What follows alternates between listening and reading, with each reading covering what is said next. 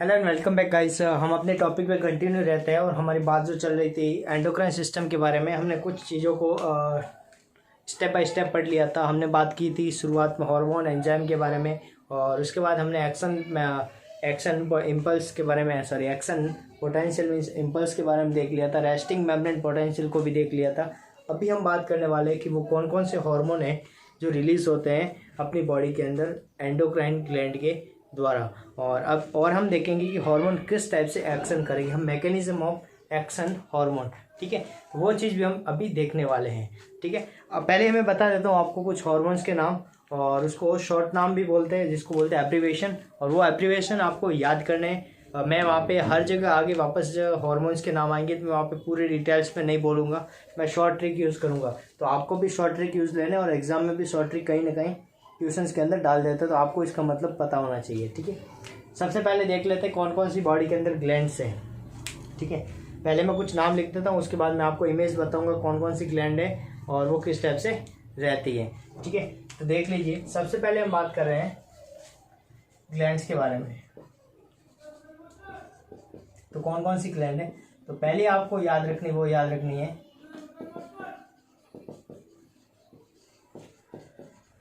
Pituitary glands. Second जो है वो है पीनियल ग्लैंड, एंड थर्ड जो है वो है थायराइड ग्लैंड। उसके बाद आपको याद रखनी है पैराथायराइड ग्लैंड। उसके बाद आपको याद रखनी है थाइमस ग्लैंड।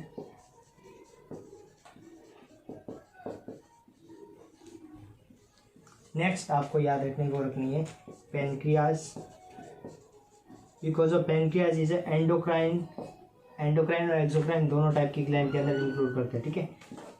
नेक्स्ट इसके अलावा और होती है पेनक्रियाज के अलावा वो होती है एड्रिनल ग्लैंड। एड्रिनल ग्लैंड के बारे में बात करेंगे तो वो भी बात करेंगे। इसके जो दो पार्ट्स होते हैं, जिसमें से एक एड्रिनल मेडुला होता है, वो नर्वस सिस्टम का पार्ट होता है, ठीक है। इसके अलावा और होती है ओवेरी फीमेल में, in female, and testes in male. ये कुछ एंडोक्राइन ग्लैंड है जो कि हमें पढ़नी है। अब मैं आपको एक डायग्राम दिखाता हूँ, आप उस डायग्राम में देखें, और ये रहा आपके सामने डायग्राम, ये रहा। आप इस डायग्राम में देखें कि बहुत सारी ग्लैंड्स जो है आपको दिखाई दे रही है। वो सारी ग्लैंड जो है किस टाइप से एक्ट करती है वो हम एक एक करके पढ़ेंगे। अभी आप ओनली फॉर इस ग्लैंड के बारे में नाम देख लें और इस नाम को याद कर लें। आपको सबसे ऊपर दिख रहा है, मेल के डायग्राम में देखोगे तो सबसे ऊपर है पीनियल ग्लैंड। उसके बाद आपको दिख रही है पिट्यूटरी ग्लैंड, फिर दिख रही है थायराइड ग्लैंड, फिर थाइमस, फिर पेनक्रियाज, फिर एड्रिनल और टेस्टिस ग्लैंड। ये आपको मेल के अंदर दिख रही है। दूसरी बात करें फीमेल की, तो इसमें आपको पीनियल ग्लैंड दिखाई दे रही है, same to same as well as male, and pituitary gland भी दिखाई दे रही है। एक्चुअली हाइपोथैलेमस को अपन डिटेल में और भी पढ़ेंगे। हाइपोथैलेमस जो नर्वस सिस्टम का पार्ट होता है एक्चुअल में, ठीक है, तो उसको हम पढ़ेंगे आगे नर्वस सिस्टम में। मैं वैसे इसमें भी बता दूंगा मैं। इसके अलावा thyroid gland, parathyroid gland, thymus, pancreas, adrenal gland, ovary, और इसके अलावा इसने प्लेसेंटा बताइए। प्लेसेंटा एक्चुअली है तो ग्लैंड है, लेकिन वो ड्यूरिंग प्रेगनेंसी ही प्रेजेंट होती है, एवरी टाइम वो नहीं होती है, ठीक है। ये थी कुछ ग्लैंड जो कि इसके अंदर देखने को मिलती है, ठीक है। आप इसका स्क्रीनशॉट ले सकते हैं। इस ग्लैंड के नाम आप कॉपी में नोट कर लें और आपको याद करने हैं, ठीक है। अब मैं वापस आपके सामने कुछ हार्मोन्स के नाम लिखने वाला हूँ, जिसको शॉर्ट में क्या कहते हैं, ठीक है।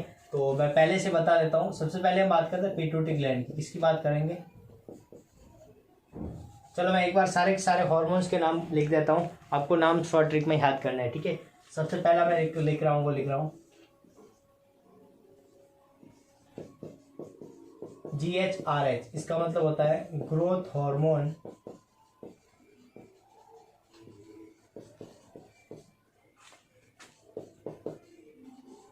रिलीजिंग हार्मोन, ठीक है। दूसरी चीज़ आपको याद रखनी, GH। GH का मतलब होता है growth hormone.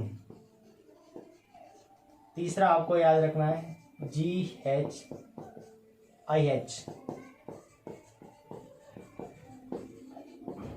Growth hormone inhibitory hormone. ये सारी याद करने गाइस, ठीक है। इसके अलावा फोर्थ जो होता है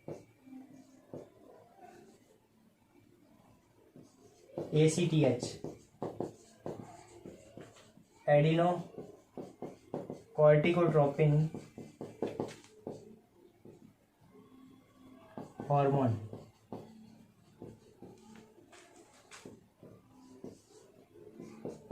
CRH, corticotropin releasing hormone. Sixth CIH, corticotropin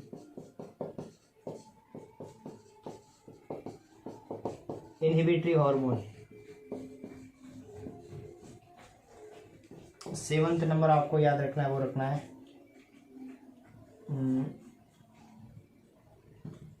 FHS, follicle stimulating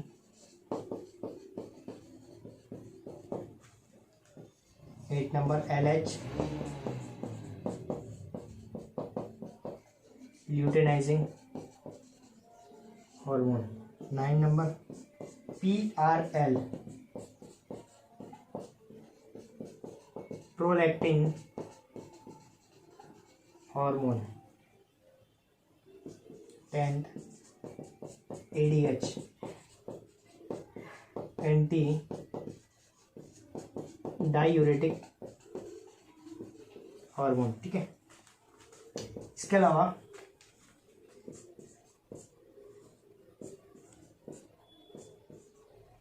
PRH, prolactin releasing hormone.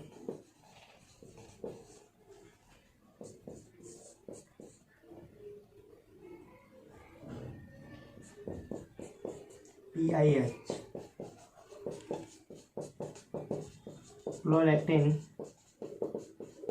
Inhibitory hormone. इन सारे हार्मोन्स के एक बार नाम है जो इसको आप नोट कर दें और स्क्रीनशॉट भी ले लें। और आगे मैं इसको वापस और ज़्यादा है इसके अलावा मैं आपको और कंटिन्यू लिखाता हूँ, आप एक बार इसका स्क्रीनशॉट ले लें। ओके गाइस, अब आगे बढ़ते हैं, कुछ और रिमेनिंग जो बच गए हैं उसके बारे में देखते हैं।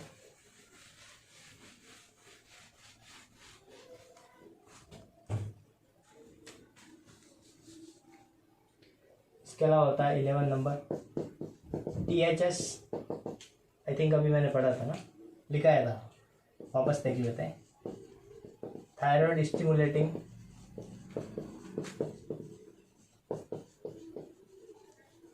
हार्मोन। इसका अलावा होता है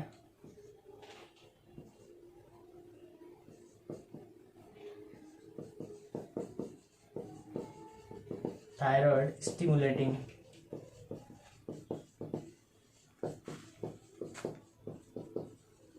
रिलीजिंग हार्मोन।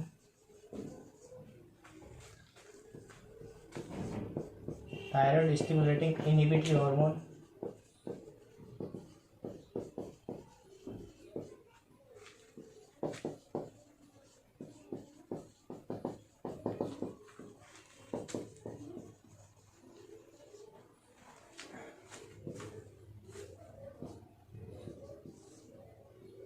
इसके अलावा होता है ऑक्सीटोसिन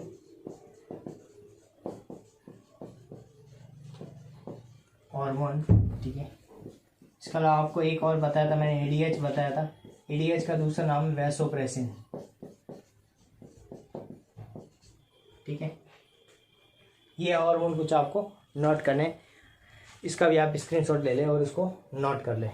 इसके बाद हम बात करेंगे mechanism of hormone action. Hormone action कैसे करते हैं, इसकी मैकेनिज्म क्या है, वो सारी देखेंगे। एक बार स्क्रीनशॉट ले लें इस चीज़ का भी। ओके, बढ़ते हैं आगे अपने नेक्स्ट स्टेप की ओर और देखते हैं कि किस टाइप से हार्मोन एक्शन करते हैं। तो इस चीज़ को थोड़ा सा ध्यान से समझना, क्योंकि क्वेश्चन एग्जाम में आया हुआ है। तो मैं आपको बता देता हूँ कि हार्मोन एक्शन कैसे करता है। ठीक है, तो हुआ क्या होता है, इधर ध्यान देना, चीज़ को समझना।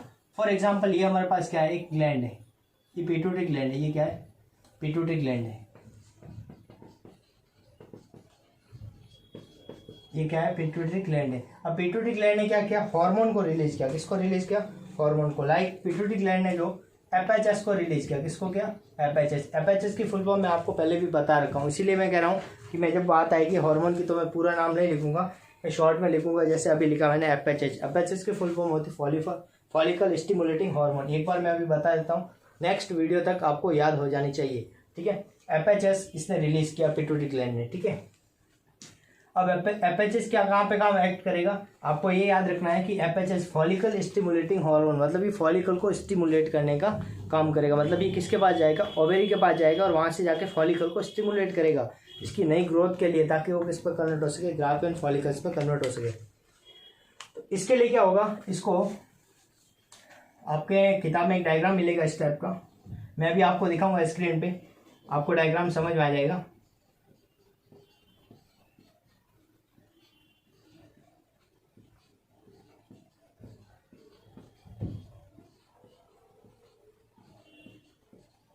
मैं ज़्यादा तो बड़ा नहीं बनाऊंगा, लेकिन आपको बेसिकली बता देता हूँ कि किस टाइप से एक्शन करता है हार्मोन।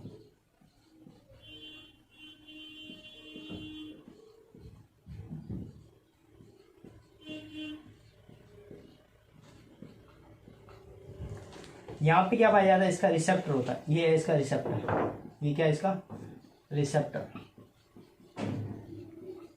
अब रिसेप्टर क्या होता है, ध्यान रखना, रिसेप्टर एक टाइप के चैनल होता है। ये क्या होते हैं, चैनल्स होते हैं। ठीक है, अब ध्यान से समझना इस चीज को। ठीक है, मान लो ये जो एफएचएस हार्मोन पिट्यूटरी ग्लैंड ने रिलीज किया और वो कहाँ चला गया, ब्लड के अंदर चला गया। अब ब्लड के अंदर चला गया तो ब्लड क्या होगा, पूरी बॉडी के अंदर सर्कुलेट होगा। तो क्या पूरी बॉडी के अंदर एफएचएस फैल गया, क्या हर जगह जाके एक्ट करेगा, नहीं।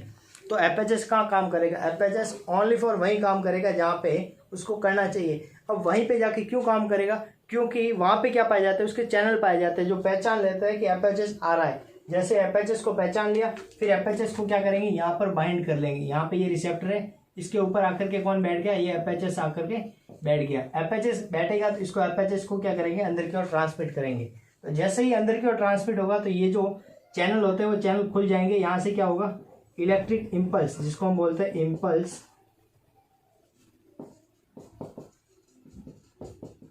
या फिर हम इसको बोलेंगे सेकेंडरी केमिकल्स,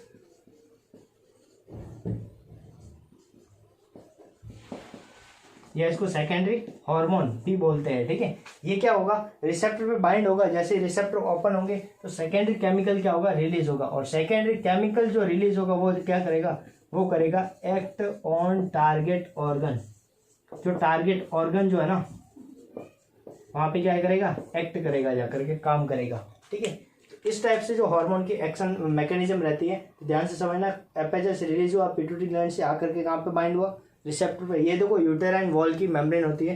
ठीक है, वहां से ओवेरी के अंदर बात करें, ओवेरी के ऊपर जाके उसको काम करना, तो पहले उसको यूटेराइन की वॉल को क्रॉस करके ओवेरी तक पहुंचना पड़ेगा। तो जैसे ही ये यहाँ पे रिसेप्टर बाइंड होगा, एफएचएस बाइंड होगा, तो इम्पल्स क्या होगा, यहाँ से इम्पल्स जनरेट होंगे, जिसकी वजह से सेकेंडरी केमिकल वापस रिलीज होगा। ध्यान से समझना, जब एफएचएस बाइंड होगा तो इम्पल्स बनेंगे, इम्पल्स की वजह से सेकेंडरी केमिकल रिलीज होगा और उसकी वजह से क्या होगा, वो जाकर के एक्शन करता है। तो दैट मीन्स हम कह सकते हैं कि अगर हमें हार्मोन की एक्टिविटी को रोकना है या उसको कम करना है, तो क्या करना पड़ेगा, हमें इस जो रिसेप्टर है, ये क्या रिसेप्टर, इस रिसेप्टर को क्या करना पड़ेगा, बाइंड करना पड़ेगा। फॉर एग्जाम्पल मैंने देखा कि कोई भी हार्मोन लाइक ग्रोथ हार्मोन का काम क्या होता है, बॉडी के अंदर ग्रोथ करवाना है। अगर ग्रोथ हार्मोन ज़्यादा सीक्रेशन होगा तो रिसेप्टर पे ज़्यादा ग्रोथ हार्मोन आएगा। जब ग्रोथ हार्मोन ज़्यादा आएगा तो बहुत ज़्यादा ग्रोथ होगी। जब ग्रोथ ज़्यादा होगी, ग्रोथ क्या होगी, जब ग्रोथ ज़्यादा होगी तो बॉडी भी ज़्यादा ग्रोथ होगी, उसकी वजह से क्या होगा, एक्रोमेगाली जैसी कंडीशन हो सकती है। मैं आगे बताऊंगा एक्रोमेगाली क्या होता है। ठीक है, तो ग्रोथ जब ज़्यादा होगी बॉडी की, आपने ग्रेट खली को देख रखा हो, उसके अंदर ग्रोथ हार्मोन की बहुत ज़्यादा अमाउंट के अंदर सिक्रेशन होने की वजह से उसकी हाइट क्या होगी, बहुत ज़्यादा बढ़ गई है। That is example of the acromegaly. ठीक है, तो इसी टाइप की कंडीशन होती है जब एक्सेस सिक्रेशन हो जाता है। तो यहाँ पे बात आपको ये भी याद रखनी है कि अगर एक्सेस सिक्रेशन हो रहा है किसी भी हार्मोन को, तो उसको रोकने के लिए हम क्या करेंगे, इस रिसेप्टर को बाइंड करेंगे। रिसेप्टर को क्या करेंगे, बाइंड करेंगे। इस रिसेप्टर को बाइंड करने के लिए हम क्या देते हैं, इनहिबिटरी हार्मोन देते हैं। क्या देते हैं, इनहिबिटरी हार्मोन। आगे पता चलेगा आपको इनहिबिटरी हार्मोन क्या होता है। आपको अभी याद रखना है कि इनहिबिटरी मतलब क्या होता है। इनहिबिशन का मतलब होता है रोकना, किसी चीज को रोकना, या रेजिस्टेंस, रेजिस्टेंस सुना होगा आपने फिजिक्स में, प्रतिरोध करना, चीजों को रोकना, इनहिबिशन करना। ठीक है, तो इसका मतलब रिसेप्टर है, इसको अगर बाइंड कर दे, इसको ब्लॉक कर दे, ठीक है, तो ये इसके ऊपर काम नहीं करेगा। जब ये काम नहीं हुआ तो इम्पल्स जनरेट नहीं होंगे, सेकेंडरी केमिकल नहीं बनेगा और एक्शन नहीं करेगा। अगर ये काम ज्यादा रिलीज हो रहा है, ज्यादा काम कर रहा है, तो उसको रोकने के लिए फटाक से हमें क्या करना पड़ेगा, इसका इनहिबिटर देना पड़ेगा। मैं आपको एक इमेज दिखा रहा हूँ, आप इमेज को देखिए। हाँ, आपके सामने अब इमेज शो हो रही है। इस इमेज को आप देखिए। इस इमेज के अंदर आपको दिखाई दे रहा है कि हार्मोन ऊपर से आ रहा है। जैसे एग्जांपल इसने बताया FHS, ये रिसेप्टर लगा हुआ, रिसेप्टर के अंदर FHS आकर के देखो, रिसेप्टर एक बना हुआ है, उसके अंदर आकर के कौन फंसा हुआ है, FHS, ब्लू कलर का FHS है, वो रिसेप्टर के अंदर आकर के फंसा है, जिसकी वजह से रेस्पॉन्स फर्स्ट यहाँ पे क्या है, इम्पल्स है, वो क्या हुआ, जनरेट हुआ, और वो क्या करेगा, सेकेंडरी मैसेंजर का काम करेगा। वहां पे वो क्या करेगा, वो generation of the secondary messenger में सेकेंडरी केमिकल को रिलीज करेगा, जिसकी वजह से फिजियोलॉजिकल रेस्पॉन्स, या फिर हम कहेंगे ओवेरियन ग्रोथ होगी, या FHS फॉलिकल्स जो उसका ग्रोथ होगा। तो FHS इस प्रकार से काम करता है। एक डायग्राम आपको और बता देता हूँ, उसको भी देखो। इसके अंदर भी आपको ईस्ट्रोजन का बता रहा है। ईस्ट्रोजन है यूट्राइन वॉल को क्रॉस करके अंदर की ओर जा रहा है, जहाँ पे रिसेप्टर हार्मोन कॉम्प्लेक्स बना हुआ है, वहाँ पे हार्मोन अपने रिसेप्टर से बाइंड होगा, सेल के अंदर पहुंच जाता है, जिसकी वजह से mRNA जो आपको डायग्राम दिखाई दे रहा है, जीनोम का mRNA, उसके अंदर जो प्रोटीन्स होता है, प्रोटीन्स के अंदर फिजियोलॉजिकल रेस्पॉन्स उत्पन्न करता है, जिसकी वजह से टिश्यू की ग्रोथ और उसके अंदर डिफरेंशिएशन देखने को मिलता है। तो इस टाइप की चीज़ें जो है, इस टाइप से हार्मोन जो है एक्शन करता है। तो बेसिकली आप इस चीज़ को वापस देखें तो आपको समझ में आ गया होगा कि एक्चुअल में हार्मोन कैसे काम करता है। हार्मोन जो अपने रिसेप्टर से बाइंड होगा, रिसेप्टर से बाइंड होकर इम्पल्स होगा, इम्पल्स से सेकेंडरी केमिकल को रिलीज करेगा और वो जाके एक्ट करेगा। और एक्ट यहाँ पे FHS है, तो ऑर्गन क्या हो जाएगा, यहाँ पे ऑर्गन हो जाएगा, यहाँ पे ओवेरी, क्योंकि ओवेरी से उसको क्या करना पड़ेगा भाई। FHS काम कहाँ पे करता है, आगे आगे मैं बताऊंगा। FHS फॉलिकल स्टिमुलेटिंग हार्मोन, मतलब फॉलिकल्स जो है, छोटे छोटे फॉलिकल्स है, उसको स्टिमुलेट करना ताकि वो क्या हो सके, बड़े हो सके। तो मतलब फॉलिकल्स कहाँ पे प्रेजेंट होते हैं, ओवेरी में प्रेजेंट होते हैं। ओवेरी से वो क्या करेगा, फॉलिकल से ग्राफियन फॉलिकल्स बनाएगा, ग्राफियन फॉलिकल्स बनाने का काम करता है। और ग्राफियन फॉलिकल्स आगे जाके क्या होगा, रप्चर होगा, और उसकी वजह से क्या होगा, ओवम रिलीज होता है, जिसको बोलते हैं, आप वैसे ओवम बोलते हैं, मैं आपको आगे डिटेल में बताऊंगा क्या रियल में ओवम रिलीज होता है, क्या ओवम कब बनता है, वो मैं आपको आगे बताऊंगा। ठीक है, इस टाइप से ही एक्शन करता है। नेक्स्ट वीडियो में हम वापस देखेंगे किस टाइप से हार्मोन, कौन कौन सी ग्लैंड है, ग्लैंड की कौन कौन सी पार्ट्स हैं, और कौन कौन से पार्ट से कौन कौन से हार्मोन रिलीज हो सकते हैं, और रिलीज होते हैं, वो सारी हम देखेंगे। Thank you for watching this video.